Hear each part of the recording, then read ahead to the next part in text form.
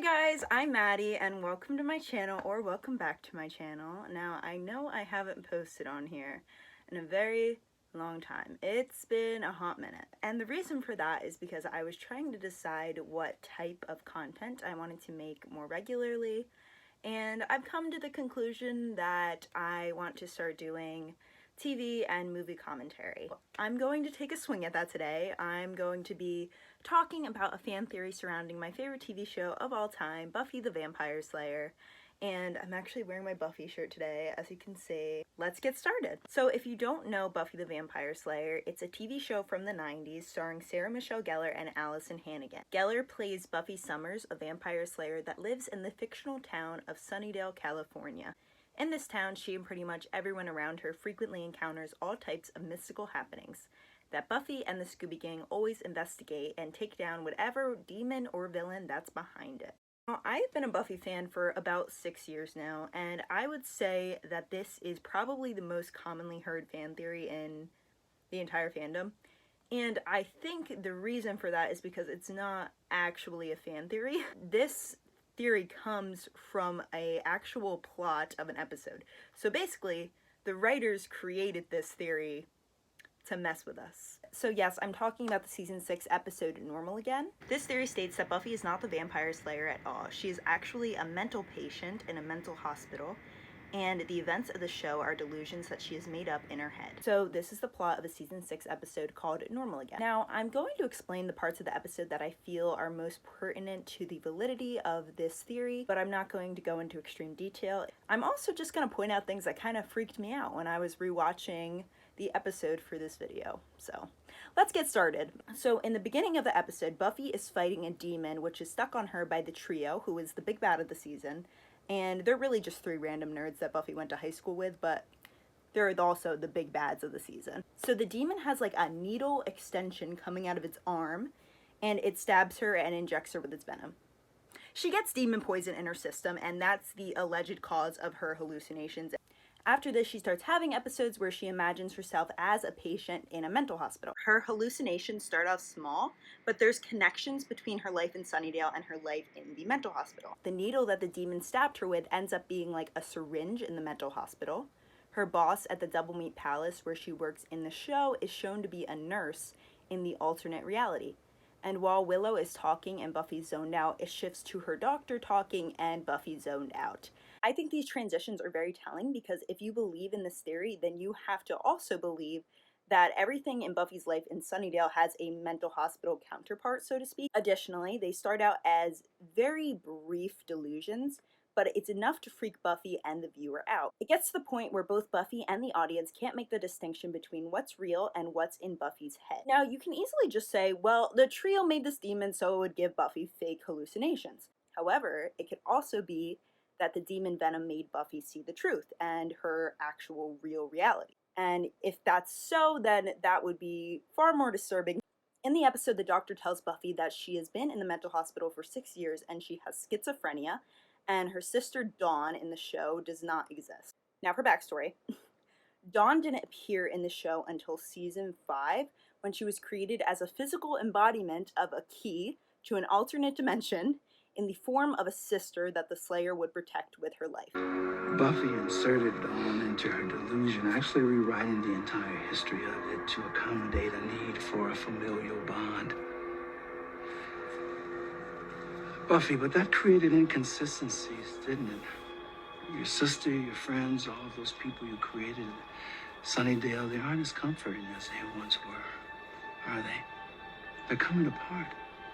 Now, the reason what the doctor says here is so mind-blowing is because everything the doctor says makes so much more sense than anything that actually happens in the show. Like, just the fact that Buffy might have schizophrenia is much more believable and realistic than Buffy being a vampire slayer. Back in Sunnydale, Buffy reveals to Willow that she actually was in a mental institution at one point in the reality where she is a slayer. And she actually expresses doubt that she ever left there. You are not in an institution. You have never been in an institution. Yes, I have. What if I'm still there? What if I never left that clinic? This big reveal is really crazy because the fact that Buffy was in a mental institution in both realities, like that's canon, means that her Sunnydale reality could very well not be real. Her parents both visit her in the mental hospital reality to try to get her to come back to their reality. But this is especially strange because Buffy's parents are divorced in the show. And Buffy's mother, Joyce, is pretty much shown to be a single mother throughout the show because her dad is kind of a deadbeat. Also, in the previous season, Buffy's mother had passed away. So seeing her two parents together and Joyce alive is kind of jolting on its own. But with everything else, it's a lot. Then, Joyce is trying to convince Buffy that she doesn't have a sister, even though in the show, Joyce had parented her sister, obviously. I don't have a sister. Back in Sunnydale, Buffy says out loud, "I don't have a sister," to Dawn, her sister. And then Dawn's like, why the hell did you say that? I'm not even there, am I? I honestly think that this is the part of the episode where she really starts to lose it because she's flipping between these two worlds and she doesn't know what her reality actually is. This is when it really starts to poke through because she literally can't tell which is which. Something else I noticed in the episode is the amount of times Spike, who was Buffy's romantic interest in the show towards the later seasons and is a vampire, seems to trigger her to flip into the other reality. In the first instance, Xander and Spike are fighting and Buffy's head starts to hurt and she blacks out and wakes up in the mental hospital. Then, right after Willow gave her the antidote, Spike comes in and begins talking to her. You're addicted to the misery. That's why you won't tell your pals about it. Might actually have to be happy if you did. Let yourself live already. And stop with the bloody hero trip for a sec. We'd all be the better for it. This is what triggers her to dump out the antidote Willow gave her and throw her sister and her friends into the basement and stick the demon from earlier on them. Then later on, when Xander, Buffy's friend, mentions Spike, I so don't want to see Spike right now. Buffy knocks him out and drags him to the basement along with Willow. I think the reason Spike is such a strong trigger for her is because she recognizes that the relationship was very unhealthy and she didn't want it to be real, because then she'd have to accept that maybe she did have feelings for him and that was too much for her to handle, especially at this point in the show. Then the doctor in the mental hospital tells Buffy that she had a momentary awakening the year before. Last summer when you had a momentary awakening, it was them that pulled you back in. They're not really your friends, Buffy. It's pretty obvious to the viewer at this point that that momentary awakening the doctor is referring to is that time that Buffy died. So yes, at the end of season 5, Buffy died to save the world and her sister. Even stranger about this fact is that Buffy had said before her friends resurrected her at the beginning of season 6 that she thought she was in heaven. So if you believe in this theory, this means that when Buffy was in heaven, was she really just getting better and was fully conscious in the mental hospital reality?